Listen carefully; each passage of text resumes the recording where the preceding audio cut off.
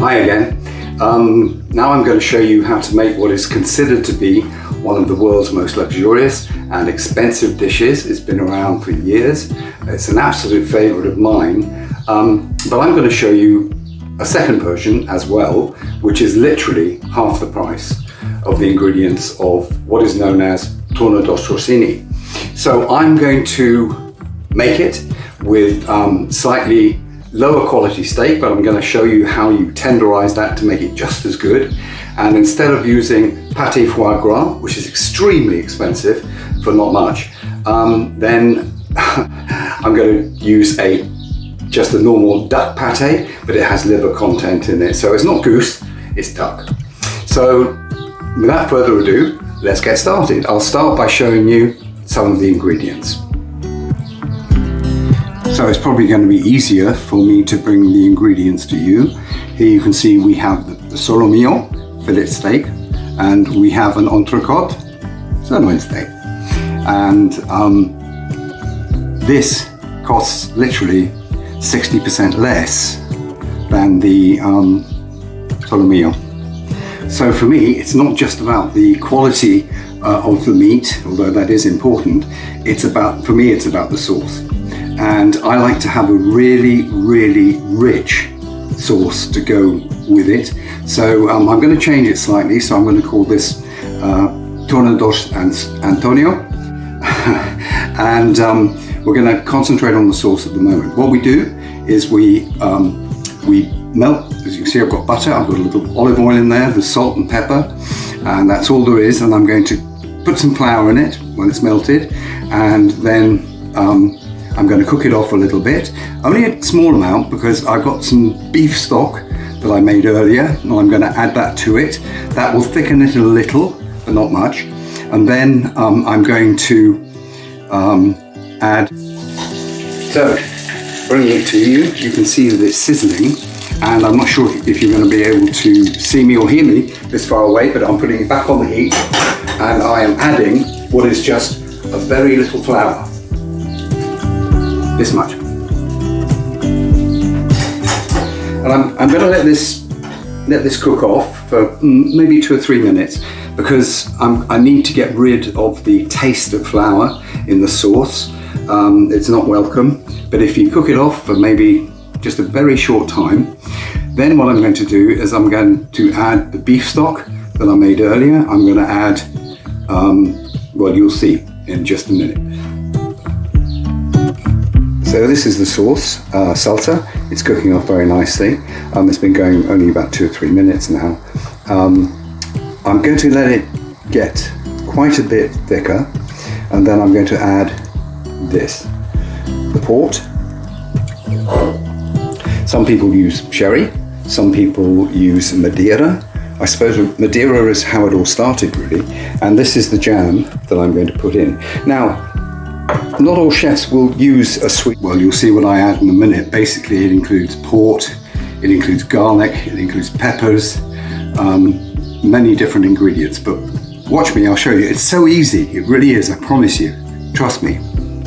So I do have a couple of chilies, a couple of baby ones. I've already chopped them, another couple, and put them in. But if you don't like it hot, remember, you don't have to do that. And it's not traditional to have it hot. But in this climate, I really enjoy it. And I think that's probably the reason why the Indians, for example, they use curry, and sometimes it's extremely hot, and because it helps with the temperatures. And the temperature here today is 32 degrees, and it's going to go up to 38, and then next month it's going to be as high as 45. Wow. So what I'm going to do now is I'm going to add the beef stock, and to my taste, may not be to yours, so reduce it in the quantity of salt, pepper, garlic, and you'll see I'm going to add some peppers, some fresh onions, and some garlic. I'm not going to chop them finely because I don't want the meat of those vegetables in the sauce. We're going to strain it. It's going to be nice and thick, and it's going to be nice and sweet. And then as I said, I'm going to put the port wine in, and then I'm going to add some jam. And my favorite is blackcurrant, but I find it very hard to to source here in Spain. And so I found quite a nice rich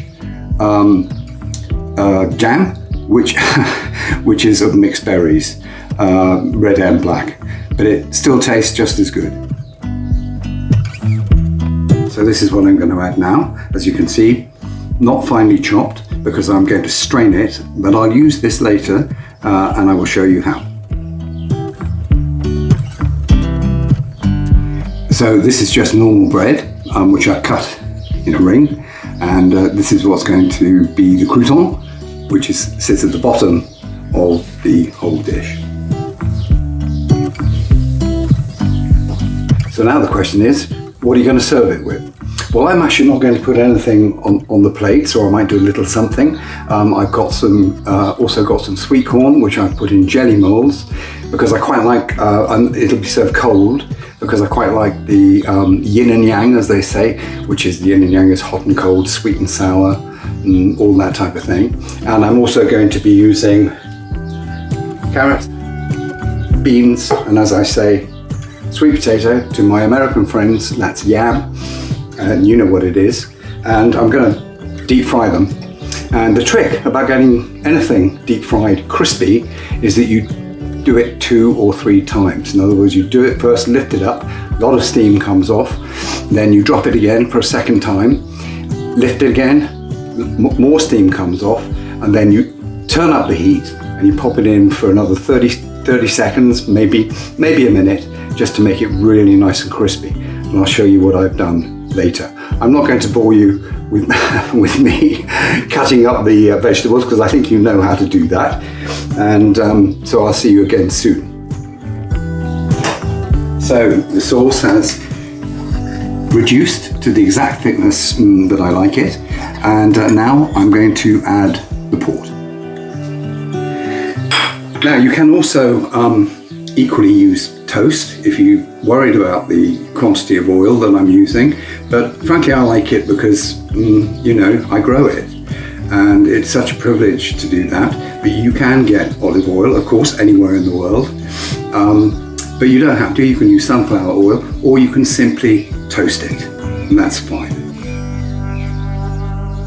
So I've cooked the veg, and I'm actually going to put most of it on the side because I just like this to look as it does. And as you'll see, I've got some very interesting wines in the background. I haven't done the potatoes yet, but I'll finish off the veg and plate it on the side, and then do the fries and come back to you again soon. So that's what it looks like, and so here it is. I've decided to serve it with green beans, carrots, and the sweet corn in jelly that I told you about, which is cold, and with mixed mushrooms really.